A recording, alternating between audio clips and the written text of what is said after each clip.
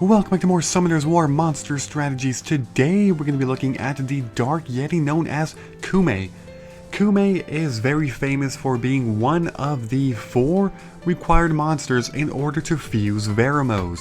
So most people just use him for that, for fusion. By himself, however, in battle, he is actually not half bad. I mean, he's not amazing, definitely not, but he's not terrible. Okay. Let's talk about his stats first of all as a level 46 star just to see how good he can be in stats. So, he has 11,205 HP, 494 attack, 571 defense, and 101 speed. Those stats are pretty good, not amazing, but pretty good. The HP is good, that part is really good. It is.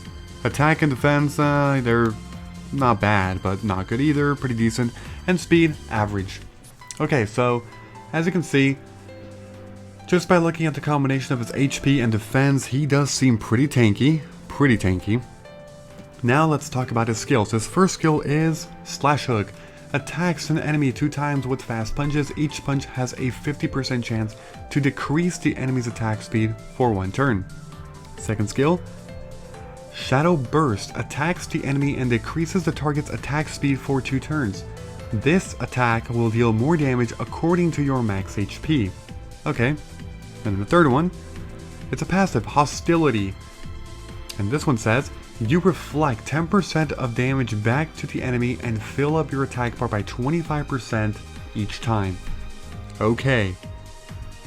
This combination of skills poses to be quite interesting, so let's talk about the rune setups and what you should do. Well, this guy can be used, can be really utilized with full revenge if you want to, or you could go focused revenge, any combination of focus revenge. Also, if you want, you can actually go energy, any combination of energy with revenge if you really want to, but I mean, people really like to use all revenge on this guy, they really do. And use the HP for slots 2 and 4, possibly 6 as well. But the reason why is because you want him to counterattack. Basically, he will already be reflecting damage every single time he gets hit. In addition, his bar will increase. So, him being attacked is already going to basically make him speedy, which is why people would say, it's better to make him even more tanky to take hits instead of giving him speed. Because if you give him speed in slot 2 or give him a swift set, let's say either or, yes, you are making him faster, but you are taking away tankiness.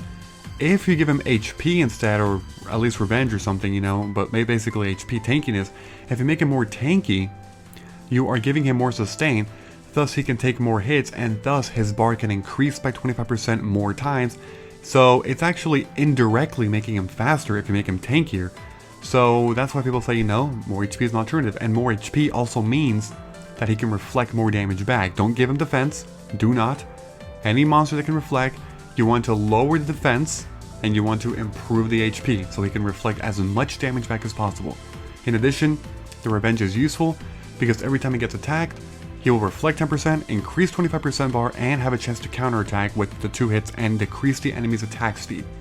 In addition, your bar is improving, so that's already, in itself a pretty good combination of how the skills and runes work. So for slots 2 and 4, I just kind of briefly mentioned that. HP. Third slot, you can either give him accuracy, to buff up his first, or not buff up, but like improve the chances of his first skill, and his second skill as well.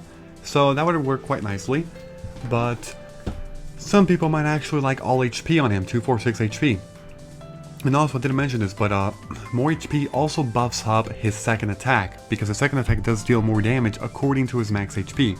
So more HP not only makes him tankier to reflect more damage and thus improve his attack bar more and get more turns and then more chances to counterattack and just infinitely going, that's what it feels like, but also it improves the damage of his second skill. Because of that, HP is a way to go with this guy, and maybe also some accuracy, but of course revenge sets work very well on him, very well. So for substats, well, it's what I just said pretty much. Give him some HP, give him some accuracy, and yeah, that's kind of how it is, that's pretty much it. So now let's go ahead and give an overall review of this guy. Some people do use him near the end of the game. Some people. he doesn't really outshine. He's not one of those amazing endgame monsters.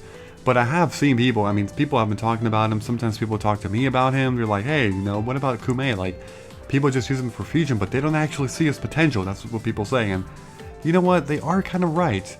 I mean, just because he's not amazing doesn't mean he is useless. And some people just never bother trying to use him in battle. I mean, I haven't either, I'll admit it. I haven't. It's really because I've just been working on so many other monsters that are better for me in my certain situation, but he does, like, he seems interesting. He really does. I mean, any monster that can reflect always seems interesting to me. It really does. So, you know, go ahead and leave a comment if you had some success with this guy, you know, using some rune setups that you want to recommend to other people that are reading the comments. Or you can agree with what I said, you can disagree too, whatever, it's fine. So, thank you for watching, goodbye everybody, and until next time.